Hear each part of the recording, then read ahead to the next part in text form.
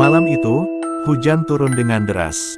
Kilat menyambar di langit, seakan-akan memperingatkan sesuatu yang tidak diinginkan. Di sebuah kafe kecil di pinggiran kota, dua sahabat, Ardi dan Bima, sedang menikmati kopi hangat mereka. Mereka baru saja pulang dari perjalanan bisnis yang melelahkan, dan rencana mereka adalah untuk kembali ke rumah secepat mungkin. Namun, ada satu hal yang mengganggu mereka, jalan pintas yang bisa memotong waktu perjalanan hampir setengahnya. Jalan itu dikenal sebagai jalan terkutuk. Katanya, banyak kecelakaan aneh di sana, kata Ardi sambil menggigit donatnya. Kamu pernah dengar? Bima mengangguk, matanya serius. Iya, tapi aku tidak percaya tahayul. Orang-orang bilang begitu karena jalannya memang berbahaya. Banyak tikungan tajam dan jurang yang curam. Jadi, kita lewat sana saja. Ardi menyarankan, sedikit ragu. Bima tertawa. Apa yang bisa terjadi? Kita cuma perlu berhati-hati. Mereka membayar kopi mereka dan melanjutkan perjalanan. Meski hati kecil Ardi merasa ada yang tidak beres, dia mengikuti Bima yang tampaknya yakin. Setibanya di persimpangan yang memisahkan jalan utama dan jalan pintas itu, mereka melihat tanda peringatan besar bertuliskan, perjalanan dilarang. Serius, kenapa harus ada tanda sebesar ini?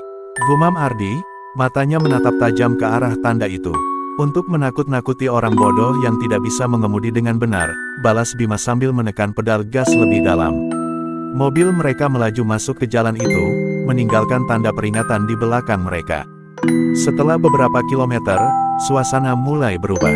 Jalanan yang tadinya mulus berubah menjadi kasar dan dipenuhi lubang. Kabut tebal tiba-tiba menyelimuti, membuat pandangan mereka terbatas. Aku tidak suka ini, kata Ardi, suaranya bergetar sedikit. Tenang saja, kata Bima sambil menenangkan. Ini hanya kabut, akan segera berlalu. Namun, kabut itu semakin pekat, hingga mereka hampir tidak bisa melihat apa-apa di depan mereka. Suasana semakin mencekam ketika mereka mulai mendengar suara-suara aneh dari luar mobil. Suara gemerisik, seperti langkah kaki yang mengikuti mereka. Apakah kamu dengar itu? Tanya Ardi, memandang keluar jendela dengan gugup. Dengar apa? Bima mencoba tetap tenang, tetapi wajahnya menunjukkan kecemasan yang sama. Langkah kaki itu semakin dekat, dan tiba-tiba, sosok bayangan muncul di depan mobil. Bima menginjak rem dengan keras, dan mobil mereka berhenti dengan mendadak. Bayangan itu tidak bergerak, hanya berdiri di tengah jalan, memandang mereka dengan mata yang tidak terlihat. Siapa itu? Bisik Ardi, jantungnya berdetak kencang. Bima mencoba membunyikan klakson, tetapi bayangan itu tidak bergeming. Perlahan, sosok itu mendekat ke mobil mereka. Ardi dan Bima hanya bisa duduk diam, napas mereka tertahan, menunggu apa yang akan terjadi. Setelah sosok bayangan itu mendekat hingga berada di samping jendela, tiba-tiba ia menghilang begitu saja. Hanya kabut yang tersisa di sekitar mereka. Bima menarik napas dalam-dalam, berusaha mengembalikan ketenangannya. Kita harus keluar dari sini, kata Bima tegas, berusaha memutar balik mobilnya.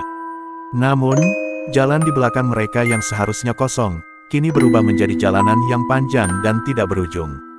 Apa-apaan ini? Seru Ardi panik. Bukankah kita baru saja melewati jalan itu?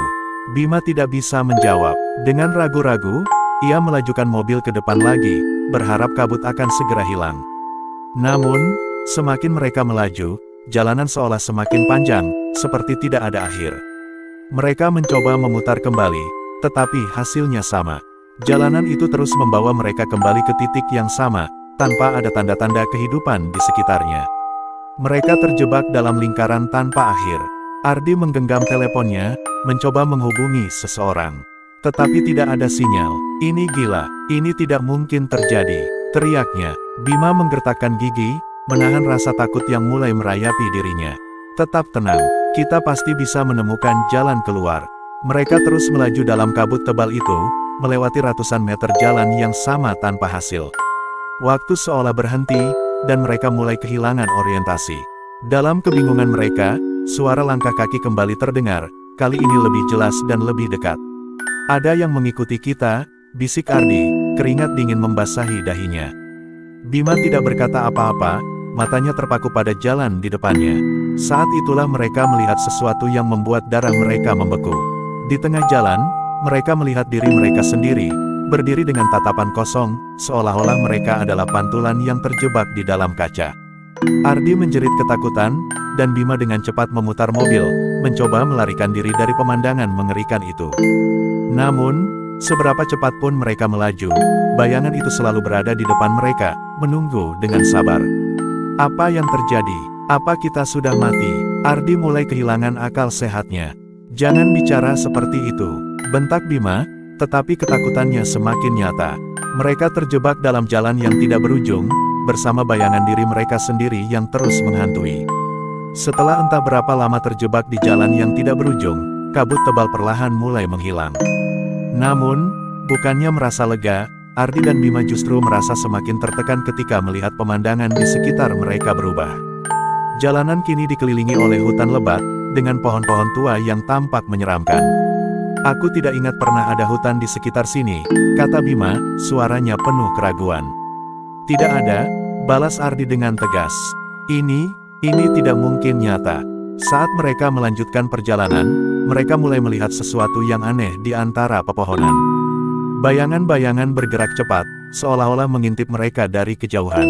Kadang-kadang, mereka bisa melihat sosok manusia, tetapi ketika mereka mencoba melihat lebih dekat, sosok itu menghilang. Ini bukan mimpi buruk, kan? Tanya Ardi, berharap apa yang dia alami hanyalah ilusi. Tidak, ini nyata, jawab Bima dengan suara bergetar. Terlalu nyata. Saat mereka melintasi tikungan tajam, Bima tiba-tiba menghentikan mobilnya. Di tengah jalan, berdiri seorang wanita tua dengan rambut panjang yang kusut dan wajah pucat. Dia mengenakan pakaian yang lusuh dan kotor, dan matanya yang kosong menatap mereka dengan intens. Siapa itu? Tanya Ardi, suaranya hampir tidak terdengar. Bima tidak menjawab, dia hanya bisa melihat ke arah wanita tua itu, yang perlahan-lahan mulai mendekat ke mobil mereka. Ketika wanita itu semakin dekat, mereka bisa melihat bahwa dia tidak berjalan, melainkan melayang di atas tanah. Sialan, Bima mencoba memutar balik mobil, tetapi mesin mobil tiba-tiba mati. Mereka terjebak, tidak bisa bergerak. Wanita tua itu akhirnya sampai di samping mobil mereka, dan dengan gerakan lambat, dia mengetuk jendela mobil. Suara ketukan itu terdengar seperti palu yang menghantam jantung mereka. Ardi ingin menjerit, tetapi tidak ada suara yang keluar dari mulutnya. Dia hanya bisa memandang wanita tua itu yang kini tersenyum, memperlihatkan gigi-giginya yang mengerikan. Lalu, dengan suara serak, wanita itu berbicara. Kalian seharusnya tidak berada di sini, katanya dengan nada yang dalam dan menyeramkan. Tempat ini bukan untuk kalian. Maafkan kami, bisik Bima, tangannya gemetar. Wanita itu hanya tertawa pelan, lalu dengan cepat menghilang ke dalam kabut yang tiba-tiba muncul kembali, meninggalkan mereka dalam kegelapan yang mencekam. Setelah kejadian itu, mereka berdua hanya duduk diam dalam mobil, terengah-engah karena ketakutan yang baru saja mereka alami. Mobil akhirnya bisa dinyalakan kembali, dan Bima langsung menekan pedal gas, berharap bisa segera keluar dari jalan terkutuk itu. Namun, perjalanan mereka tidak semakin mudah. Jalanan menjadi semakin curam dan licin, membuat setiap manuver menjadi berbahaya. Saat mereka melintasi sebuah tikungan tajam, tiba-tiba mereka melihat sebuah truk besar melaju ke arah mereka dengan kecepatan tinggi. Awas! Teriak Ardi, mencoba memegang erat-erat dashboard. Bima mencoba menghindar, tetapi jalan yang sempit dan licin membuat mobil mereka sulit dikendalikan. Ban mobil tergelincir, dan dalam sekejap, mobil mereka terbalik dan terguling ke tepi jurang. Semuanya terjadi begitu cepat. Ardi hanya bisa merasakan rasa sakit yang luar biasa di tubuhnya sebelum akhirnya semuanya menjadi gelap. Ketika dia sadar, dia menemukan dirinya masih terjebak di dalam mobil yang terbalik, dengan tubuh yang terluka parah. Di sebelahnya, Bima tidak bergerak, darah mengalir dari kepalanya yang terluka. Bima, Ardi berteriak, mencoba membangunkan sahabatnya, tetapi tidak ada jawaban. Rasa panik mulai merayapi dirinya ketika dia menyadari bahwa mereka terperangkap di tepi jurang, dan mobil mereka bisa jatuh kapan saja. Dengan sisa tenaga yang dimilikinya, Ardi berusaha keluar dari mobil. Dia berhasil merangkak keluar, tetapi ketika dia mencoba menarik Bima, suara derak kayu terdengar di bawah mereka. Tanah di tepi jurang mulai runtuh. Jangan jatuh. Ardi memohon, tetapi tidak ada yang bisa dia lakukan. Dalam hitungan detik, mobil itu jatuh ke dalam jurang, membawa Bima bersamanya. Ardi hanya bisa menatap dengan ngeri saat mobil itu menghilang di kedalaman gelap, dan suara ledakan besar terdengar di kejauhan. Air matanya mengalir, tetapi dia tidak bisa berbuat apa-apa. Rasa sakit dan ketakutan menyelimutinya, membuatnya tak berdaya. Ardi tersadar di rumah sakit, dengan tubuh yang penuh luka dan perban. Perasaan hampa memenuhi dirinya saat dia menyadari apa yang telah terjadi. Bima, sahabatnya, telah meninggal dalam kecelakaan itu, dan Ardi adalah satu-satunya yang selamat. Polisi yang menanyainya hanya bisa menggelengkan kepala ketika dia menceritakan kejadian yang mereka alami. Jalan yang mereka lewati, yang dikenal sebagai jalan terkutuk, telah memakan banyak korban sebelumnya, dan banyak orang yang mengklaim telah melihat penampakan-penampakan aneh di sana. Namun, tidak ada yang bisa menjelaskan secara pasti apa yang sebenarnya terjadi di jalan itu.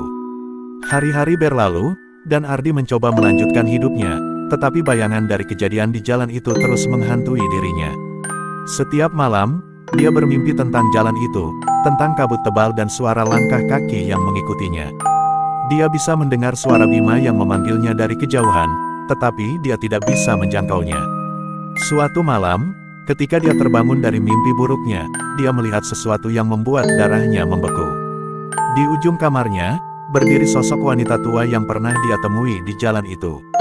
Wanita itu tersenyum kepadanya, dengan gigi-giginya yang mengerikan. "Kamu seharusnya tidak berada di sini," kata wanita itu, suaranya terdengar seperti desiran angin. Ardi mencoba berteriak, tetapi suaranya tercekik di tenggorokannya. Wanita itu mendekat, dan dengan lembut, dia menyentuh dahi Ardi. Seketika itu juga, Ardi merasakan dingin yang luar biasa merayapi tubuhnya. Ketika wanita itu menghilang, Ardi hanya bisa terbaring di tempat tidurnya, tubuhnya kaku dan tak berdaya. Napasnya mulai melemah, dan dunia di sekitarnya perlahan-lahan menghilang, meninggalkannya dalam kegelapan yang abadi. Di pagi hari, perawat yang datang ke kamarnya menemukan Ardi terbaring kaku, matanya terbuka lebar dengan tatapan kosong. Tidak ada tanda-tanda kehidupan yang tersisa. Hanya senyum samar yang menghiasi wajahnya, seolah-olah dia akhirnya menemukan kedamaian dalam kegelapan yang selama ini menghantuinya. Jalan itu, jalan terkutuk, terus menelan korban. Dan mereka yang pernah melintasinya akan selalu membawa kenangan buruk yang tidak akan pernah bisa mereka lupakan. Jalan itu bukan hanya sekadar jalan pintas, tetapi sebuah gerbang menuju kegelapan yang tidak bisa dijelaskan oleh akal manusia. Perjalanan dilarang, tetapi bagi mereka yang nekat melaluinya, perjalanan itu tidak akan pernah berakhir dengan baik.